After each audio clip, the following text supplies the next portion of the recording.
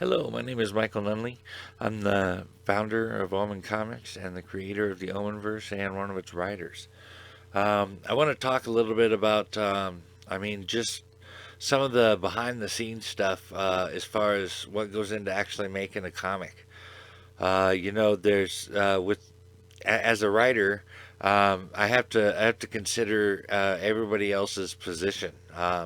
At least how we do things here at Omen Comics. I gotta figure, I gotta account for the panel being able to tell the story visually and leave enough space for the lettering to tell the story literally. That in itself is a consideration. One I still have not quite mastered. I tend to think that panels need more space than they do, and I suppose if you're gonna fail, it's better to if you're gonna error, it's that's not a bad way to do it. Letting the art be bigger and shine more is always better, but it does make the page counts higher, which is another thing that you have to consider when you're writing.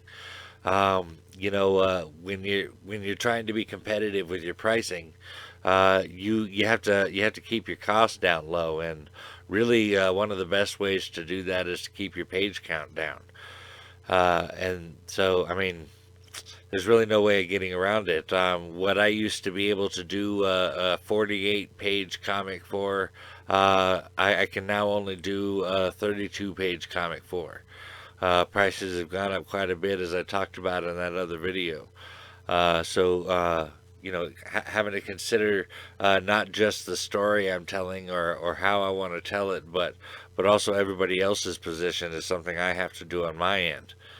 I got to write the script in such a fashion that I can hand it to my artist in Nigeria, and without us having to do a whole lot of communication back and forth, he knows what I want and how to do it. And the same thing's got to go with my letterer. When Tosin is done, uh, Guido's got to take it and be able to know exactly what I want done and how I want it done. There's a lot to it. It's there's a lot of things to consider, is what I'm saying. Uh, when you get to the art, there's so many different things that can go wrong with that if you don't keep a good watch on it, and if you don't have an artist that is really knowledgeable about this stuff.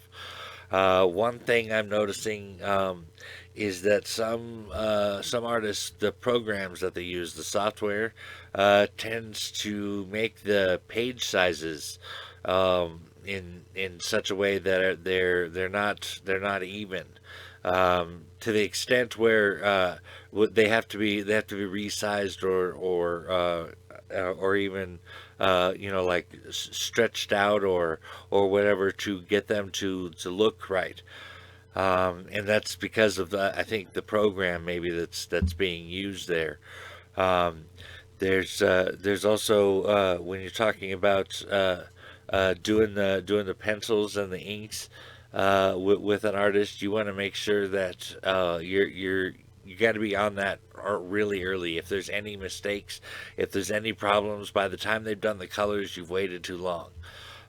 So you really gotta be on there. I mean, they can go in and fix colors or something if something like that is wrong.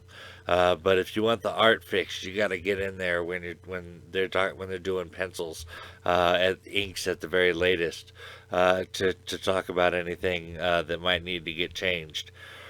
Then it goes off to the letterer, and the letterer's got a really tricky job. And I ended up with a good one with Guido. He's able to the lettering, in essence, if you think about it, is kind of a guide across the page. Um, while we stop and look at the art, obviously, the letters kind of guide you as to where you go and where you look and what order things go in and whatnot. And so not only do they help in the storytelling, they lead you across the art as well. And that really takes a certain skill. Don't just think you can just pick up lettering and do it. there's a lot more to it than I thought, than I was even aware of before I started making comics.